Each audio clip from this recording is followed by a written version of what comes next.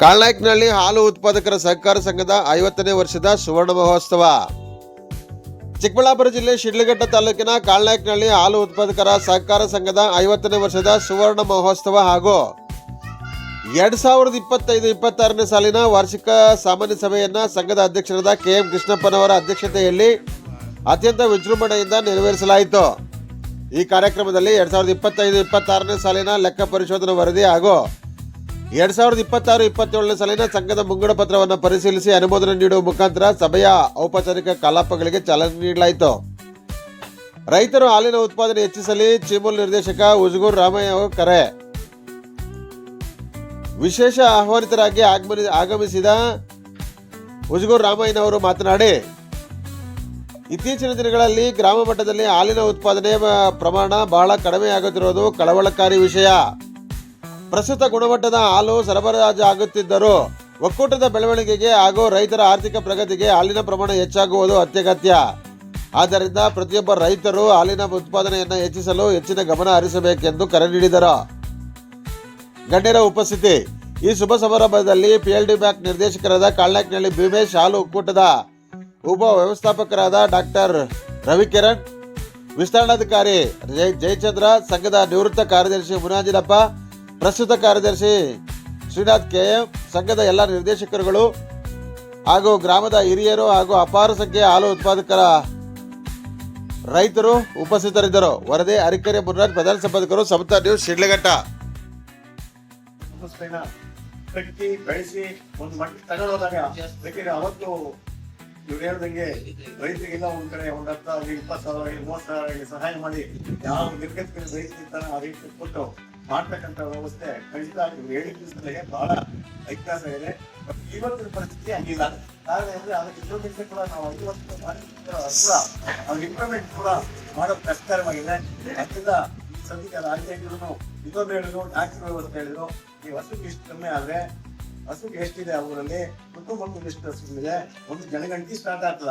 ನಿಮ್ಗೆ ಈಗ ಹಾಸ್ಪಿಟ್ಲು ಮಂಜೂರಾಗಿದ್ರು ಸಹ ನೀವೇನ ಇದೇ ರೀತಿ ಏನಾರ ಕ್ಷೀಣವಾದ್ರೆ ಹಸು ಇನ್ನೊಂದ್ಸಾರಿ ನಮ್ಮ ಜನರಲ್ ಇಟ್ಟು 1 ಲಕ್ಷ ರೂಪಾಯಿ ಇನ್ಸೂರೆನ್ಸ್ ಮಾಡ್ಲಿಕ್ಕೆ ಪ್ರಯತ್ನ ಮಾಡ್ತೀವಿ. ಹಸುವೇನಾದ್ರೂ ಅಕಸ್ಮಾತ್ ರೈತನ ಮನೆಯಲ್ಲಿ ಅಕಸ್ಮಾತ್ ಗ್ರಾಚಾರ ಕಮ್ಮಿ ಆಗಿ ಹಸು ತೊಗೊಂಡ್ರೆ ಅವ್ನಿಗೆ 1 ಲಕ್ಷ ರೂಪಾಯಿಗೆ ಅವ್ನು ಕೈ ಸೇರ್ಬೇಕು. ತಕ್ಷಣ ಅವ್ನು ದುಡ್ಡು ನೀಡ್ಲಿಕ್ಕೆ ಅವ್ನಿಗೆ ಏನ್ ನೆರವು ಬೇಕೋ ಅದನ್ನ ಮಾಡ್ಲಿಕ್ಕೆ ನಾವು ತಯಾರಿದ್ದೀವಿ. ಅದನ್ನ 80,000 ಅದನ್ನ 1 ಲಕ್ಷಕ್ಕೆ ಏರಿಸ್ತೀವಿ. ಮೊದಲು 60,000 ಇತ್ತು, ನಾವು ಬಂದಿದ ತಕ್ಷಣ 80,000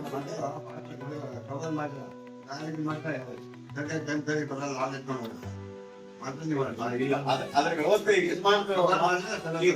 ಯಜಮಾನ್ರು ಮಾತಾಡ್ತಾರೆ ನೋಡಿದ್ರೆ ಆ ತರ ಉತ್ಸಾಹ ಇರ್ಬೇಕು, ಕೇಳ್ಬೇಕು. ಕೇಳದೆ ಈಗ ಮಗು ಒಳ್ಳೆದಿದ್ರೆ ಅಮ್ಮನ ತಾಯಿ ಹಾಲು ಕೂಡ ಕೊಡಲ್ಲ. ಅಲ್ಲಿ ಕೇಳೋರಿರ್ಬೇಕು. ಯಾವತ್ತೂ ಏನು ಸಮಸ್ಯೆ ಹೆಂಗಿದೆ, ರೈತ ಸಮಸ್ಯೆ ಹೆಂಗಿದೆ, ಇದನ್ನ ಮಾಡ್ಬೇಕು ಅಂತ ಹೇಳೋರಿರ್ಬೇಕು. ರೈತರ ಸರಿಗಿದೆ ಇದೆಲ್ಲ ಕೂಡ ನಾವೀಗ ಪ್ರಯತ್ನ ಮಾಡಿ ನನಗಂತೂ ಒಂದು ಫೋನ್ ಬಂದ್ರೆ ಖಂಡಿತ ನಿಮೇಶ್ ಅವ್ರ ಹೇಳಿದಂಗೆ ತಕ್ಷಣ ನಮ್ಮ ಉಸ್ತರಾಯಿ ಫೋನ್ ಮಾಡಿ ಅಂತ ಏನಾಗಿದೆ ಫಸ್ಟ್ ನೋಡ್ರಿ, ಅಲ್ಲಿ ತೊಂದರೆ ಆಗ್ಬಾರ್ದು, ತೊಂದರೆ ಆಗ್ಬಾರ್ದು ಅಂತ ಹೇಳಿ ನಾವು ಅದನ್ನ ಮಾಡಿ ತಯಾರಿದ್ದೀವಿ. ಅದ್ರ ಜೊತೆಗೆ ಈಗ ಸರ್ಕಾರದಿಂದ ಏನೇ ಸವಲತ್ತು ಬಂದ್ರು ಸಹ ಅದನ್ನ ಒದಗಿಸ್ಲಿಕ್ಕೆ ಒಕ್ಕೂಟದಿಂದ ಏನೇ ಸವಲತ್ತು ಬಂದ್ರು ಕೂಡ ಒದಗಿಸ್ಲಿಕ್ಕೆ ನಾವು ತಯಾರಿದ್ದೀವಿ. ಯಾಕೆ ತಯಾರಿದ್ದೀನಿ ಅಂತಂದ್ರೆ ನಮಗೆ ಎಲ್ಲೋ ಒಂದ್ ಕಡೆ ಮಾತ್ರನೇ ಪಾರ್ಟಿ ಅಂತಕ್ಕಂಥ ನಮ್ಮ ತಲೆಯಲ್ಲಿರೋದು. ಗೆದ್ದಿದ್ದಾದ್ಮೇಲೆ ಎಲ್ಲೋ ಒಂದ್ ಕಡೆ ನಮ್ಗೆ 5 ವರ್ಷದ ಒಂದು ಅವಕಾಶ ಕೊಟ್ಟಿದ್ರಿ. ಆ 5 ವರ್ಷದಲ್ಲಿ ನಾವು ಎಷ್ಟು ಜನ ರೈತರಿಗೆ, ಎಷ್ಟು ಸೊಸೈಟಿಗೆ ನಾವು ಒಳ್ಳೆಯದನ್ನು ಮಾಡಿದೀವಿ ಅನ್ನೋದು ಮುಂದೆ ನಮ್ಗ ಗುರಿ. ಆಮೇಲೆ ಆ ಮುಂದೆ ಇಟ್ಕೊಂಡು ನಾವು ಮಾಡ್ತೇವೆ ಹೊತ್ತು ನಾವು ಯಾವಪ್ಪ ಇದೇನೋ ಮಾಡ್ತೀವಿ ಅಂತಲ್ಲ, ಆ ಸೌಲಭ್ಯಗಳನ್ನ ನಿಮ್ಗೆ ಒದಗಿಸ್ಲಿಕ್ಕೆ ಕೂಡ ತಯಾರಿದ್ದೀನಿ. ನೀವೆಲ್ಲ ರೈತರು ಕೂಡ ಇವತ್ತೇನು ಮೇವಿನ ಬೆಳೆ ಇವತ್ತೇನಾಗಿದೆ, ಮಳೆ ಇನ್ನೂ ನಮ್ಗೆ ಆಶಾದಾಯಕವಾಗಿದೆ. ಮಳೆ ಇಲ್ಲಪ್ಪ ನಮ್ಗೆ ಹೊರ ಬಂದಿದೆ ಅಂತ ದಯವಿಟ್ಟು ಯಾರು ಬೇಡ. ಕಾರಣ ಇನ್ನೂ ಮಳೆ ಇಷ್ಟವಾಗಿದೆ. ಈಗ ಮುಂದುವರೆದು ನಮ್ಗೇನ್ ತೊಂದರೆ ಆಗಲ್ಲ. ಕಾರಣ ನಾವು ಯಾವಾಗಲೂ ಸಾಮಾನ್ಯವಾಗಿ ಇದೇ ತಿಂಗಳಲ್ಲೇ ಆಷಾಢ ಲಾಸ್ಟ್ ಶ್ರಾವಣ ಮಾಸ ಬರ್ತದೆ ಅವರ ಏನು ಸಾಮಾನ್ಯ ಬಿತ್ತಿಗೆ ಕಾಲ. ಈಗೇನೋ ದೈವಾನುಗ್ರಹ ಶುರುವಾಗಿ ಮಳೆ ಮೇವುಗಾಗಿ ಇದಕ್ಕಾಗಿ ಏನು ಕೊರತೆ ಬರಲ್ಲ. ಇಲ್ಲ ಅಂತಂದ್ರೆ ನಮ್ಗೆ ಜೊತೆ ಇದೀವಿ. ಮೇವು ಫ್ರೀಯಾಗಿ ಜೋಳ ಕೊಡ್ತೀವಿ. ಯಾರು ಹತ್ರ ನೀರಿದೆಯೋ ಅವ್ರು ಸ್ವಲ್ಪ ಜೋಳ ಹಾಕೊಂಡು ಅವ್ನ ಆವೇಶ ಬಳಸ್ಕೊಂಡು ಉಳಿದಿದ್ದು ಬೇರೆಯವ್ರಿಗೆ ಮಾರಾಟ ಮಾಡಿ ಆಮೇಲೆ ಅದನ್ನ ಬೆಳಿಲಿಕ್ಕೆ 1 ಎಕರೆಗೆ 3,000 ಇದೆ. ಅದನ್ನ 5,000 ಮಾಡಿದ್ವಿ, ಸಹಾಯಧನ ಕೊಡ್ತೀವಿ. ಅದನ್ನ ಯಾವುದೇ ಕಾರಣಕ್ಕೆ ಎಲ್ಲಾ ರೈತರು ಕೂಡ ಆ ತರದ ಒಂದು ಸೌಲಭ್ಯ ಒದಗಿಸಲಿಕ್ಕೆ ನಾವು ತಯಾರಿದ್ದೀವಿ. ಈ ಸೊಸೈಟಿಗಳಲ್ಲಿ ಮಾತ್ರ ನೀವು ಯಾವುದೇ ಕಾರಣಕ್ಕ ರಾಜಕೀಯ ಇರ್ತಕ್ಕಂಥ ಸೊಸೈಟಿನ ಯಾವುದೇ ಕಾರಣಕ್ಕೆ ಆಳ್ವಡಿಕೆ ಬೇಡ. ಕಾರಣ ಈ ಸೊಸೈಟಿ ನೋಡಿ ಬೇರೆಯವರು ಮಾದರಿಯಾಗಿ ಬದುಕಬೇಕು. ಈ ಸೊಸೈಟಿ ಬಗ್ಗೆ ನಮಗಂತೂ ಬಹಳ ಸ್ವಚ್ಛವಾಗಿ ಗೌರವವಿದೆ. ಆದ್ರಿಂದ 50 ವರ್ಷಗಳ ಒಂದು ಸುವರ್ಣವನ್ನು ಕಳಿಸಿ ನನಗೆ 2 ಮಾತು ಹೇಳಲಿಕ್ಕೆ ಅವಕಾಶ ಕೊಟ್ಟಂತ ನಿಮ್ಗೆಲ್ಲರಿಗೂ ವಂದಿಸ್ತಾರೆ.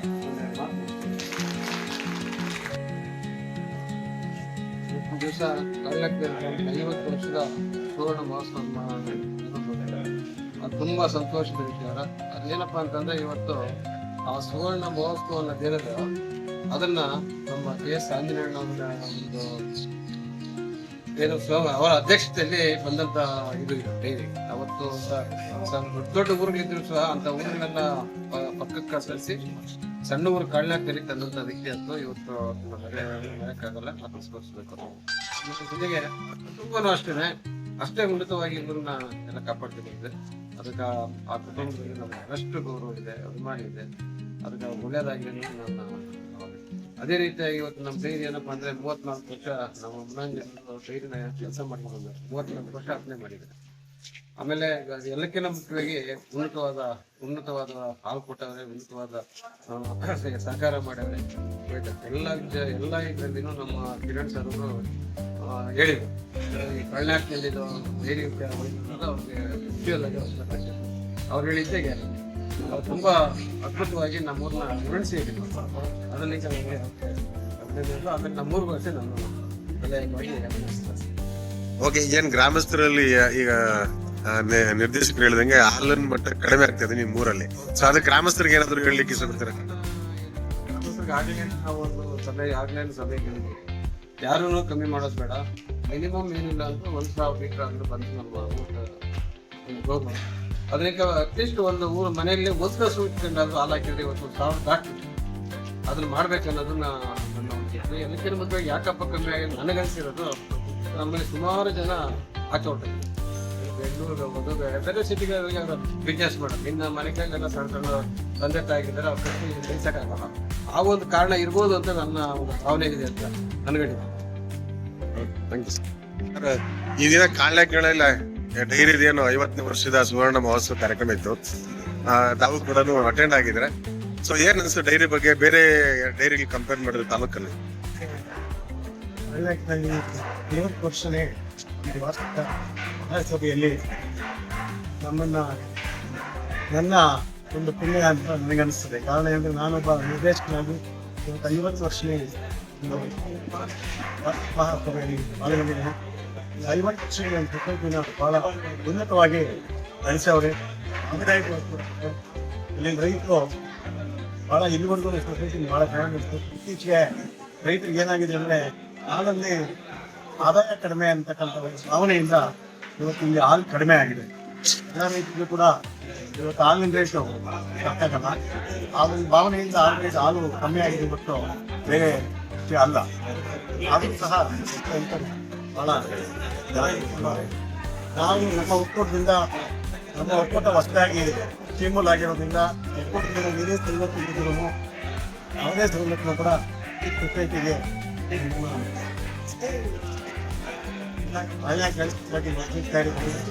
ಈ ಏರಿಯಾದಲ್ಲೇ ಮೊದಲನೇದಾಗಿ ಒಳ್ಳೊಳ್ಳೆ ಹೈಬ್ರಿಡ್ ಹಸುಗಳನ್ನ ತಂದು ಒಳ್ಳೊಳ್ಳೆ ತಳಿ ಹಸುಗಳನ್ನ ಸಿಗ್ತದೆ ಅಂತಂದ್ರೆ ಅದು ಹೇಮಾರಹಳ್ಳಿ, ಹೆಂಗಟೂರು, ಈ ಕಡೆ ಗುಡ್ಡಹಳ್ಳಿ, ಇದು ಹೊಸಪೇಟೆ, ಇಂಥ ಊರುಗಳಲ್ಲಿ ಇಲ್ಲೊಂದು 10-15 ಸೊಸೈಟಿಯಲ್ಲೇ ಒಳ್ಳೆ ಹಸು ಸಿಗ್ತಾಗಿದೆ.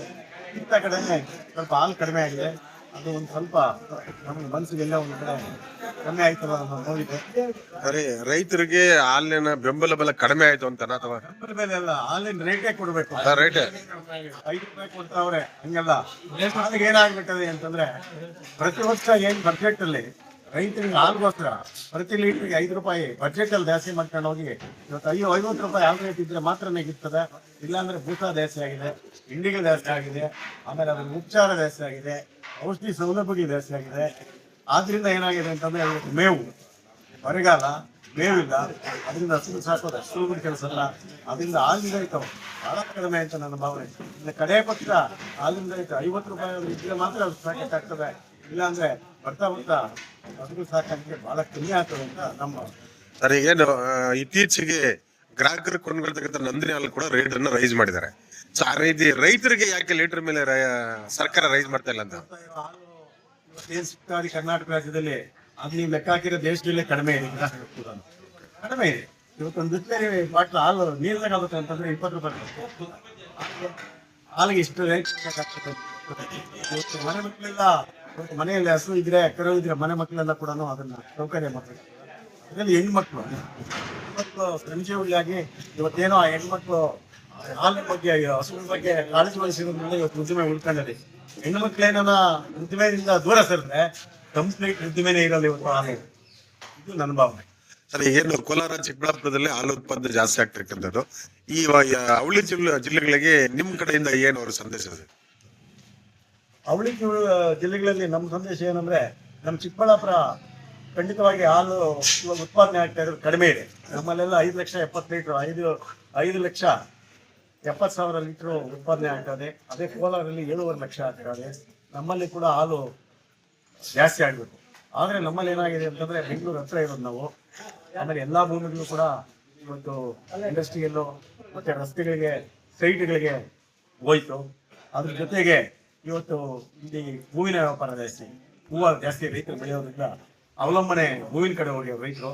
ಆಮೇಲೆ ಕೂಲಿ ಆಳಿಗೆ ಬೆಲೆ ಜಾಸ್ತಿ ಇದೆ. ಇವತ್ತು 600 ರೂಪಾಯಿ ಹೆಣ್ಮಕ್ಳಿಗೆ, ಇವತ್ತು ಗಂಡಸರಿಗೆ 1000 ರೂಪಾಯಿ ಇರೋದ್ರಿಂದ ಹಸು ಸಾಕಿದ್ರೆ ಏನೂ ಸಿಗ್ತಾ ಇಲ್ಲ. ಅದರಿಂದ ಕಮ್ಮಿ ಆಗ್ತಾ ಇದೆ. ಅದಂಗೆ ಆಗ್ಬಾರ್ದು. ಯಾವತ್ತು ಈ ಹಸುಗಳು ಮತ್ತು ಈ ದನಕರು ಕಡಿಮೆ ಆಗ್ತದ ಅಲ್ಲಿ ನಿಜವಾಗಿ ಅಗ್ರಿಕಲ್ಚರ್ ಉಳಿಲಿಕ್ಕೆ ಸಾಧ್ಯ ಇಲ್ಲ. ಇವತ್ತು ಅಗ್ರಿಕಲ್ಚರ್ ಉಳಿಬೇಕು ಅಂತಂದ್ರೆ ದನಕರು ಚೆನ್ನಾಗಿರ್ಬೇಕು. ಮೊದಲು ಹೇಳ್ತಾ ಇದ್ರು ಒಂದು ಶಾಸ್ತ್ರ, ತುರುಕರು ಇಲ್ಲದ ಊರು ನರಕಕ್ಕೆ ಸಮಾನ ಅಂತ. ಅಂದ್ರೆ ತುರುಕರು ಅಂದ್ರೆ ಹಸುಕರು ಇಲ್ಲದೆ ಇರ್ತಕ್ಕಂಥ ಊರು ನರಕಕ್ಕೆ ಸಮಾನ ಅಂತ. ಅದರಿಂದ ಪ್ರತಿ ಮನೆಯಲ್ಲೂ ಕೂಡ ಹಸುಕರು ಇರ್ಬೇಕನ್ನೋದೇ ನನ್ನ ಭಾವನೆ.